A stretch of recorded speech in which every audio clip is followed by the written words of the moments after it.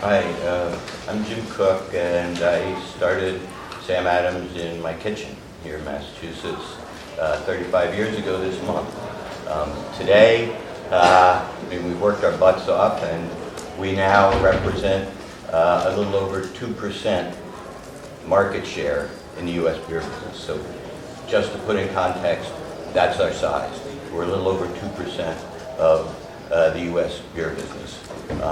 We, according to the wholesalers bill, get lumped into the same category with brewers that range from 20 to 100 times our size. Brewers like Anheuser-Busch, nearly 100 times our size, Miller Coors, 20 times our size, Heineken, 50 times our size. And they want us to be considered in the same category as enormous global brewers.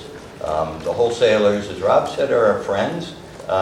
We have great relationships with them. We've done business for years with them. They are good people. They run wonderful businesses. But we also have to look at their, size in context.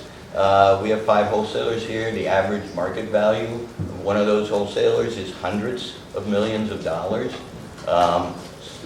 Some of our wholesalers are part of big national networks that are nearly the same size as we are. We are just asking for a level playing field with those businesses. We signed contracts with them when we were very small. We were 4 people when we signed our first contract. We are told now that that contract can't be enforced in Massachusetts because of the unequal power that brewers have over wholesalers. We were literally 4 people and are told that's not an enforceable contract.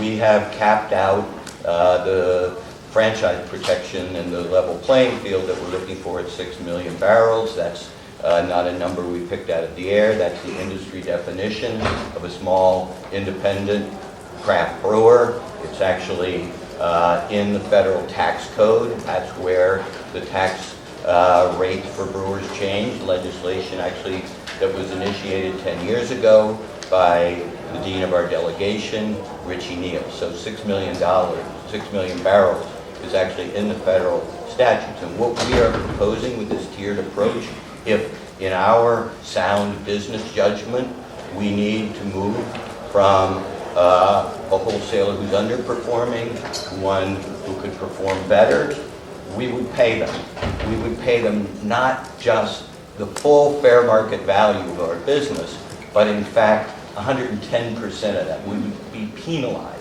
To give you some rough number, if we moved all our wholesalers in Massachusetts under our bill, we would pay them between $150 and $200 million. And I think it's a little bizarre when they say, gee, if we lost a business like Sam Adams, we would have to lay people off.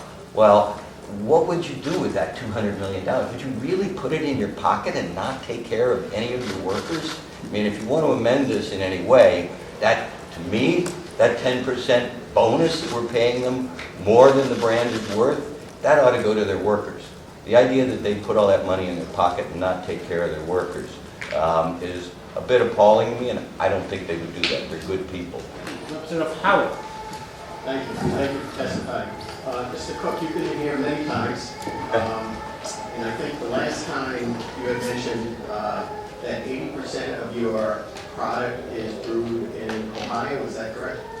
No, I started here in Jamaica Plain, actually, and renovated the old Paffenrepper brewery, but we're surrounded by a neighborhood, Right. So getting 120 trucks in and out of that neighborhood just was not feasible. So as we expanded, we bought a brewery in Ohio and one in Pennsylvania. And how much of that bought on your beer is brewed outside of Mass? Oh, the vast majority. Okay, now, So we have over 300 employees right. here in Massachusetts. Now, you had mentioned, and this is what made me think, the market value of the distributors. What would you guess the market value of Sam Adams is? You can look it up, it's like $4 billion. $4 billion.